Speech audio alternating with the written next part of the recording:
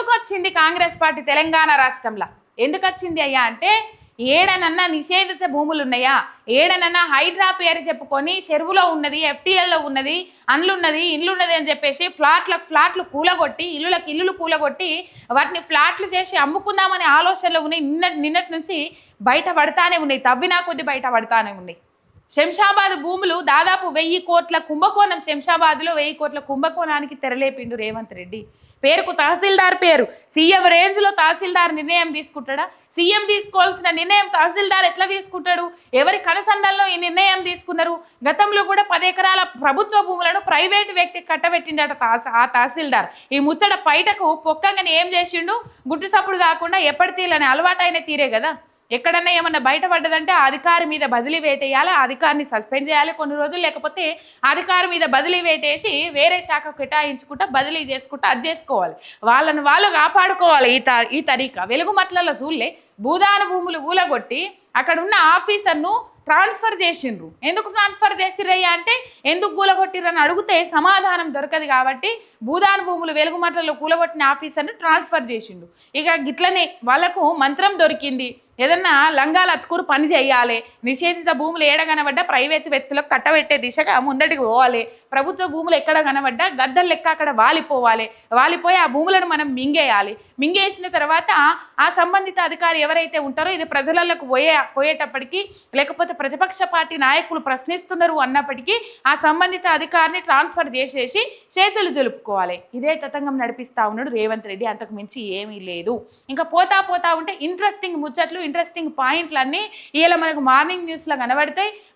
ఒక సబ్స్క్రైబ్ అయితే చేయండి. మళ్ళీ ఎందుకు అడుగుతున్నా అంటే, రిపోర్ట్స్ కొడతా ఉన్నారు, వ్యూవర్షిప్ రీచ్ రాకుండా చేస్తూ ఉన్నారు కాబట్టి ఒక లైక్ అయితే మళ్ళీ వేయండి. రైట్గా భూముల వేట పెద్దల ఆట, గన్ గేమ్ బూస్కామ్ టీపీసీసీ చీఫ్కు గురి అని చెప్పేసి ఇక్కడ వార్త చూస్తూ ఉన్నాం మనం. ఎందుకు అధికారంలోకి వచ్చారు కాంగ్రెస్ పార్టీలో అంటే ఇగో దీనికోసమే. అందిన కాడికి దోసుకుంటాన్రు. ఎన్ని భూ కబ్జాలు బయటపడ్డాయి, ఇప్పటికీ ఎన్నిగానం బయట పెట్టిండ్రు మాజీ మంత్రి హరీష్ రావు గారు. ఇలా మొత్తం భూములు మింగుడే. ఎక్కడ భూములు కనబడ్డా, ఎక్కడ నిషేధిత జాబితా కనబడ్డా గద్దలు లెక్క ఆడ వాలిపోవాలి, అక్కడ కనీలు వాతాలి, లేకపోతే ఇంకోటి చేయాలి. ప్రైవేటు వ్యక్తులకు సంబంధించిన మైనింగ్ అప్పచెప్పాలి. ఎటువంటి పర్మిషన్లు లేకపోయినా మంత్రులు మైనింగ్ చేసుకుంటామంటే అప్పచెప్పాలి. పొంగిలేటి శ్రీనివాసరెడ్డి అసంటలు రాఘవ కన్స్ట్రక్షన్లు పెట్టి, క్రషర్లు పెట్టి, మిల్లులు పెట్టి, కంకర కొట్టి అమ్ముకునేటట్టు సదుపాయాలు కల్పించాలి. కానీ పేదలకు ఇలా నిషేధిత జాబితాలో ఉన్న భూములల్లా ప్రైవేటు వ్యక్తులకు కట్టబట్టి అమ్ముకోవాలని ఎందుకు చూస్తూ ఉన్నాడు రేవంత్ రెడ్డి? ఇలా నర్సంపేటలో 1200 ఏళ్ళ గుడి కూలగొట్టిండు కదా. మరి నిషేధిత జాబితాలో ఉన్న భూముల జాగలల్లా అదే బడి కట్టచ్చు కదా. అక్కడ గుప్త నిధుల కోసం కూలగొట్టిర్రు అని చెప్పేసి చాలా క్లియర్ కట్గా తెలుస్తూ ఉన్నది. అయినప్పటికీ కూడా ఇంటర్నేషనల్ స్కూల్ కోసం కూలగొట్టినామని చెప్తా ఉన్నారు. గుప్త నిధులు ఉన్నాయన్న అనుమానంతోనే మరి ఎన్నున్నాయి, ఏం కథ, ఏం ఎత్తుకపోయినరు, గర్భగుడి కిందనే పొక్కదవ్విండ్రు అంటే మనం అర్థం చేసుకోవాలి. ఇక్కడ భూముల మీద ఎంత దాహంతో ఉన్నారు వీళ్ళు. భూదాహంతో, ధనదాహంతో అధికారంలోకి వచ్చిండ్రు తెలంగాణ రాష్ట్రంలో కాంగ్రెస్ పార్టీ నాయకులు. ఆ దాహాన్ని తీర్చుకుంటా ఉన్నారు. ధృవపు ఎలుగు వంటి కదా 6 నెలలు నిద్ర 6 నెలలు తిండి తిన్నట్టు వీళ్ళు 10 ఏళ్ళు అధికారంలో లేకపోయి 10 ఏళ్ళు అధికారంలో లేకపోయే వరకల్లా ఎట్లా సంపాదించుకోవాలి, ఎట్లా వెనకకేసుకోవాలి, పోయిన 10 ఏళ్ళు మేము ఇంట్లోకెళ్ళి ఖర్చు పెట్టుకున్నాము, ఆ ఖర్చు పెట్టుకున్న వాటికి మొత్తం ఎట్లా ప్రజల సొమ్ము దోసుకోవాలనే ఆలోచనలో ఇక భూములు మింగుతా ఉన్నారు.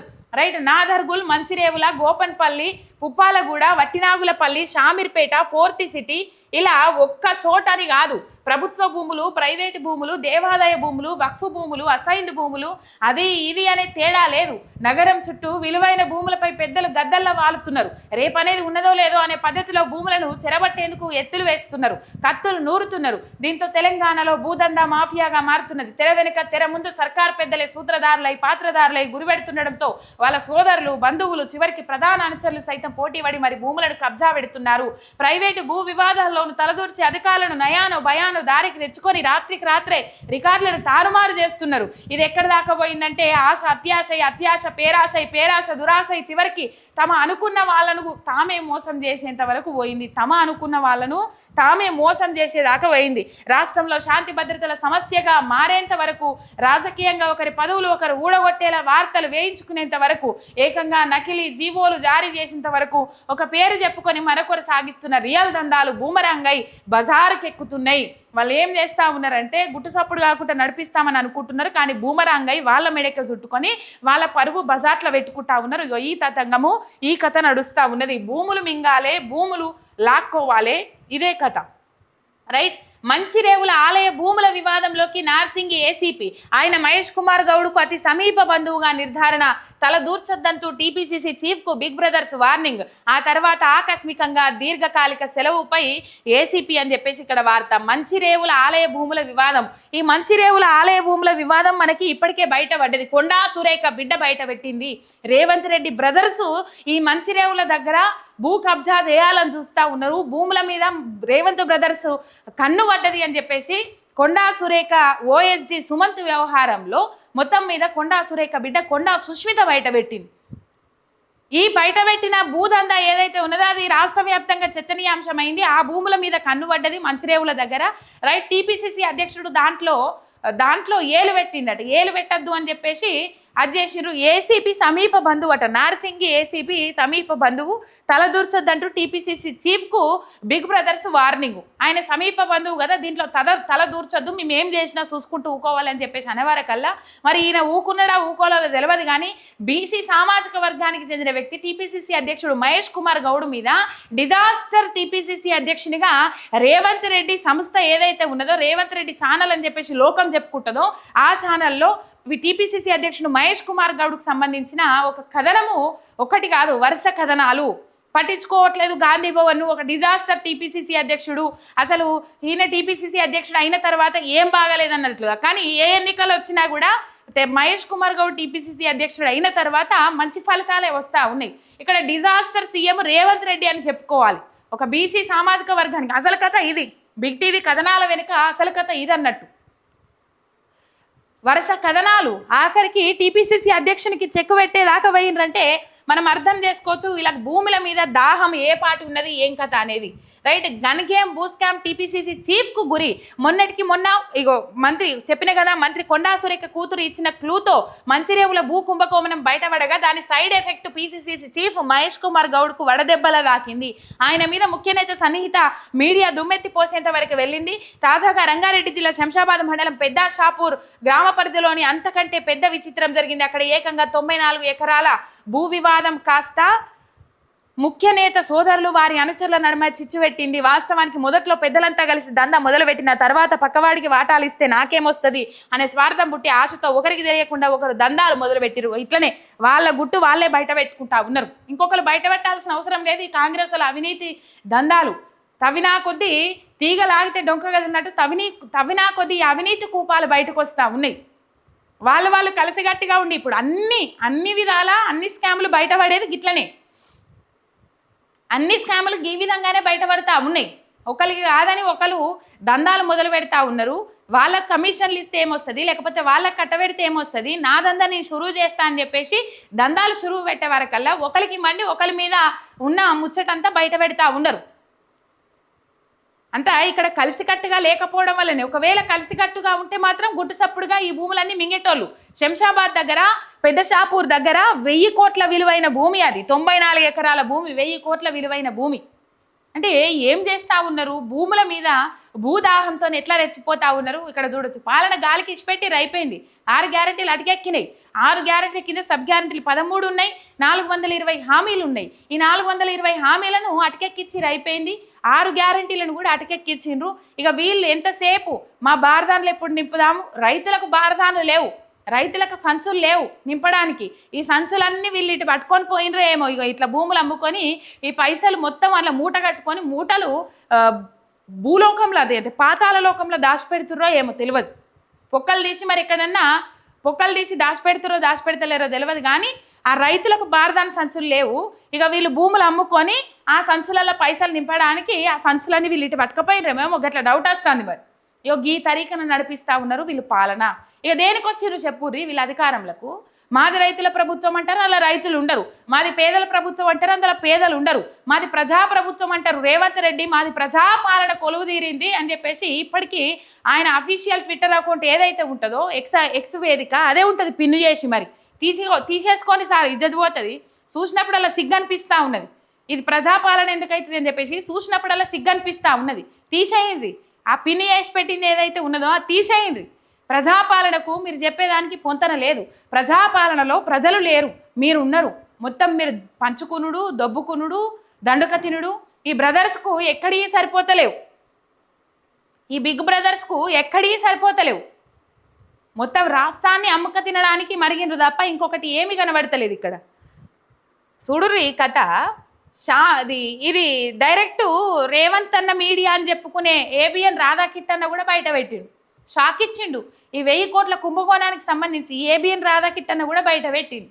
అంటే ఎట్లా నడుస్తూ ఉన్నది భూముల కథ, భూతతంగం అనేది మనం ఇక్కడ అర్థం చేసుకోవచ్చు. రైట్. ఒకరికొకరు పడక మింగుడు వడక మొత్తం మీద వాళ్ళు బయట పెట్టుకునే వరకు ఇవన్నీ కథలు నడుస్తూ ఉన్నాయి, ఇవన్నీ తతంగాలు నడుస్తూ ఉన్నాయి. ఇప్పుడు ఆ దశ కూడా దాటిపోయి ఆశ దురాశగా మారింది, దుర్బుద్ధి తోడైంది. తాము భూదందాలు చేస్తూ దాన్ని వివిధ మాధ్యమాల ద్వారా ఇతరుల మీదకి దోసి వేయడం మొదలైంది.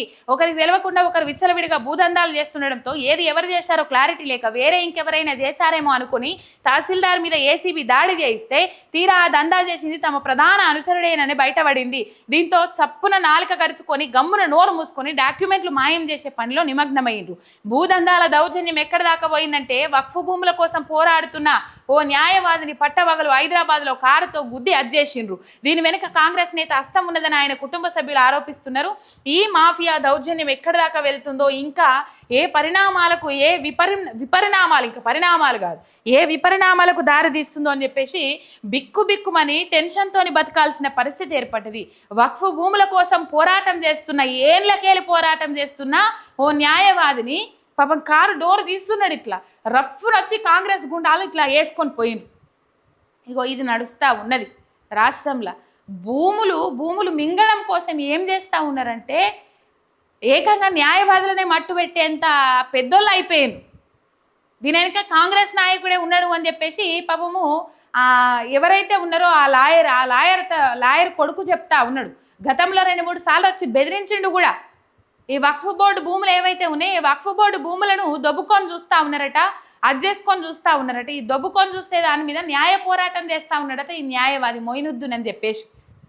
పాపం ఆగం చేసిండు నిన్న. ఇగో ఇక్కడ రఫ్న డోర్ తీసేంత లోపే మాసప్ ట్యాంకులో ఉదయం తన ఇంటి వద్ద మొయినుద్దీన్ కారు ఎక్కుతుండగా వేగంగా వచ్చి ఢీకొట్టిన మరో కారు సీసీ కెమెరాలో నమోదైన దృశ్యము అని చెప్పేసి.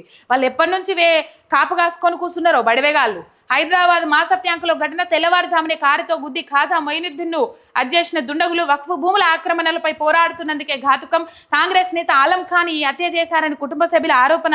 నిందితుల కోసం పోలీసుల గాలింపు. ఇగో ఈ తరీఖన ఉన్నది రాష్ట్రంలో లా అండ్ ఆర్డరు. ఇగో ఈ తరీఖలో ఉన్నది. ఇది ఎవరు? మన హోంశాఖ మంత్రి ఎవరు? మన ముఖ్యమంత్రి, ది గ్రేట్ ముఖ్యమంత్రి. సెల్యూట్ కొట్టాలి పొద్దుగాలేసి మన ముఖ్యమంత్రికి. ఎందుకంటే ఆయన కింద ఉన్న అన్ని శాఖలు సమర్థవంతంగా నిర్వహిస్తూ ఉన్నారు. నాకు 10 చేతులు ఉన్నాయి, రావణాసురునికి 10 తలకాయలు ఉన్నట్టు నాకు 10 తలకాయలు ఉన్నాయి, నాకు 10 మెదళ్ళు ఉన్నాయి అని చెప్పేసి ఉన్న శాఖలన్నీ దగ్గరనే పెట్టుకున్నారు. కేటాయించిన శాఖల మంత్రుల పనితీరు మనం చూస్తానే ఉన్నాం. ఈయన మీద ఆయన నలుగుడు, ఆయన మీద ఈ నలుగుడు, ఆ శాఖను గాలి కొదిలేసుడు. లేకపోతే ఆ శాఖలో ఏమన్నా కమిషన్లు, దందాలు, కాంట్రాక్టర్లు వస్తాయి అంటే కాంట్రాక్టర్లు వస్తాయి, కాంట్రాక్టుల నుంచి బిల్లులు, కమిషన్లు వస్తాయి అంటే గాడ మాత్రం లొల్లి పంచాయతీ మొదలవుతుంది. ఆ పంచాయతీ ఒక ఇట్లా బయటపడుతుంది. ఇట్లా నడిపిస్తూ ఉండరు మొత్తం మీద. నాకు 10 తలకాయలు ఉన్నాయి, ఈ ఉన్న ఒక్క బుర్రతోనే మంచిగా మాట్లాడాడు మన రేవంత్ అన్న. ఇక 10 బుర్రలు ఉన్నట్టు 10 తలకాయలు ఉన్నట్టు అన్ని శాఖలు దగ్గర పెట్టుకొని అది చేస్తూ ఉన్నాడు. లా అండ్ ఆర్డర్ ఘోరంగా కంట్రోల్ తప్పింది రాష్ట్రంలో. ఘోరంగా అంటే ఘోరంగా కంట్రోల్ తప్పింది. ఏందో ఏం అర్థమైతలేదు. ఇక మొత్తం మీద వీళ్ళ అధికారంలోకి వచ్చింది, ఇచ్చిన 6 గ్యారెంటీలు అమలు చేస్తుంది కాదు, అధికారంలోకి రావడం కోసమే 6 గ్యారెంటీలు ఇచ్చిన అవి అలవి కాని హామీలను తెలిసినప్పటికీ కూడా మరి ఎలా ఏ పరిస్థితి ఉన్నదో రాష్ట్రంలో, ఎటువంటి పరిస్థితి దాపురించిందో మనం అర్థం చేసుకోవాలి. ఏ పాలన ఏరుకోర తెచ్చుకున్నట్టు, ఏరుకోర తెచ్చుకున్న మగుడు ఎగిరెగిరి తన్నినట్టు ఎటువంటి పాలన తెచ్చుకున్నామో మనం అర్థం చేసుకోవాల్సిన అవసరం ఉన్నది. తెలంగాణ ప్రజలారా మీరే ఆలోచన చేయాలి. రాష్ట్రంలో ఎక్కడ కూడా లా అండ్ ఆర్డరు సక్రమంగా లేదు, శాంతి భద్రతలు అదుపు తప్పినాయి, ఘోరమైన పరిస్థితులు ఉన్నాయి. దిక్కుదోచని పరిస్థితులు ఉన్నాయి, దయనీయమైన పరిస్థితులు ఉన్నాయి. ఇక ఒక అడ్వకేట్ను పొద్దుగాలనే ఇట్లా లేపేసిర్రంటే ఇంకా సామాన్యునికి రక్షణ ఎక్కడిది? సామాన్య ప్రజలకు, సామాన్య జనాలకు రక్షణ ఎక్కడిది?